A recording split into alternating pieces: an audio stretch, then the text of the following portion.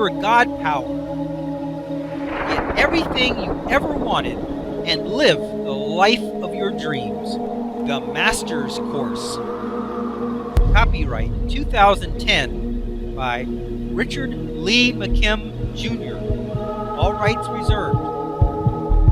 Let the quest for knowing begin.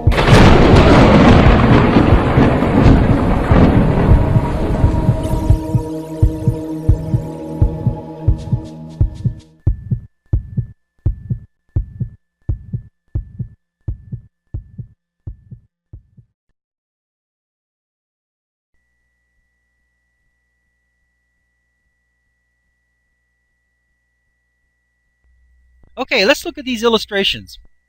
Normal reality. You have the physical meaning of the person.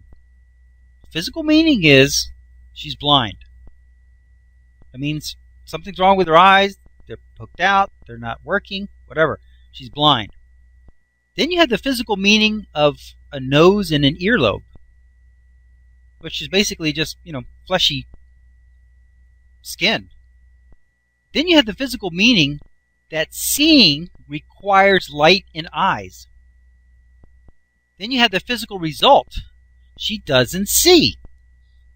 If you have a person who's blind, and you have the information about that, then you have the information about a nose and an ear, which doesn't lend anything to that.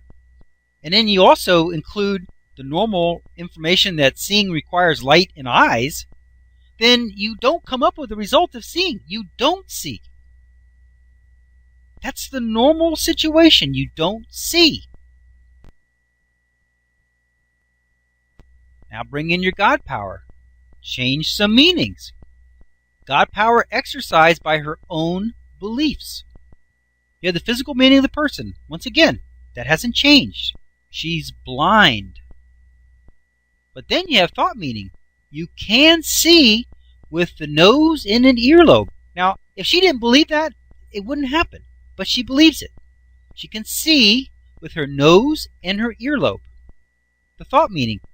That obviously has a thought meaning that goes with it, that seeing does not require light in eyes. So if you have the physical meaning of the blind person, okay, but you can see with your nose and ear, then you don't need your eyes, and seeing doesn't require light in eyes, what happens? You get a physical result of she does see with her nose and earlobe. Is that powerful or what? You can change the meaning of what a nose is and an earlobe.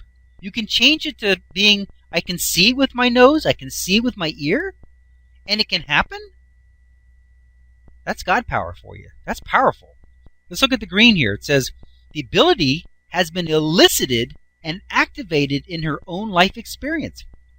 Here she's thinking positively. You see the green tuning fork is being struck. It's creating a positive vibration, and it's eliciting activities. Now, this is the thing. Her eyes obviously don't work. I don't know if she was born that way or she got poked out in an accident or what. I don't know. But this is the thing. She wants to see. She thinks she can see. That's what the green tuning fork is. It's sitting on a meaning, I think I can see. Anyway. And so what's she eliciting? She's eliciting her nose and her ears. Those are two of the green tuning forks. She's eliciting them into action to take over the sight process, to be the sight mechanism. She's eliciting that from the circumstance. Remember, circumstances are neutral, but she's making this circumstance she's becoming able to see with her nose and her ear. Now you see there's some red tuning forks there. Those would be the tuning forks that say, you can't see anymore, you're blind, it's over for you. She's not eliciting that. She's eliciting the green tuning forks, the positive ones, that say, hey, it doesn't matter if you don't have eyes, you can still see. We're now going to turn your nose and your earlobe into a mechanism to where you can still see. That is amazing. Here it says the green tuning fork vibrations are high frequency meanings.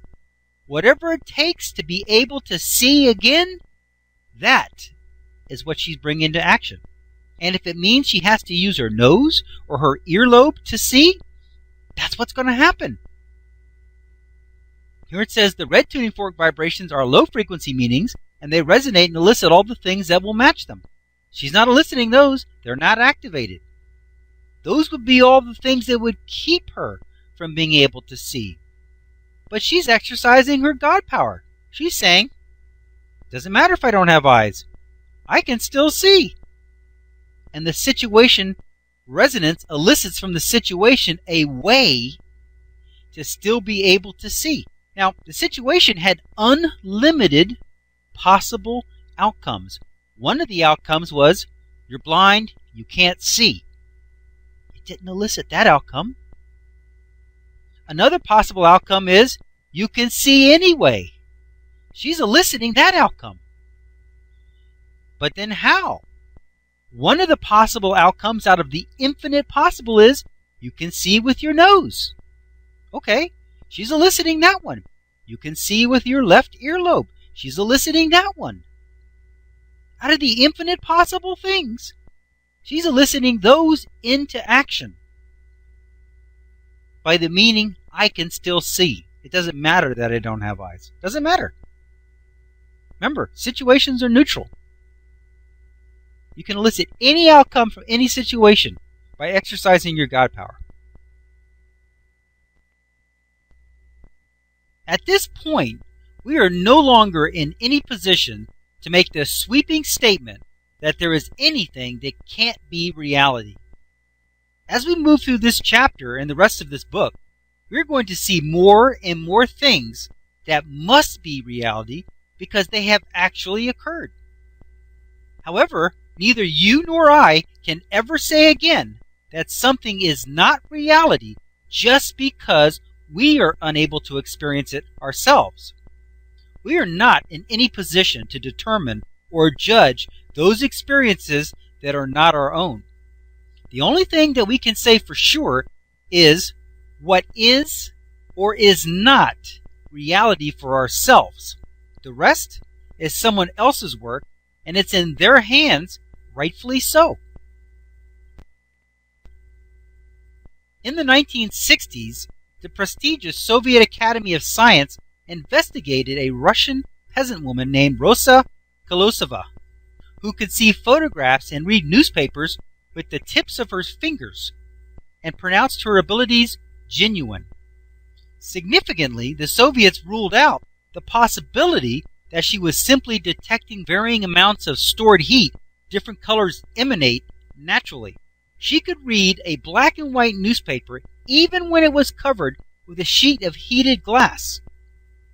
She became so renowned for her abilities that Life magazine eventually published an article about her.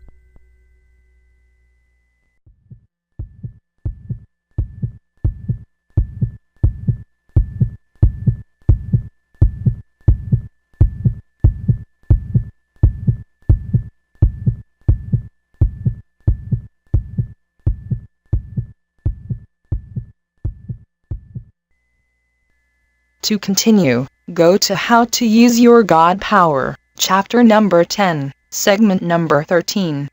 Let your quest for knowing continue.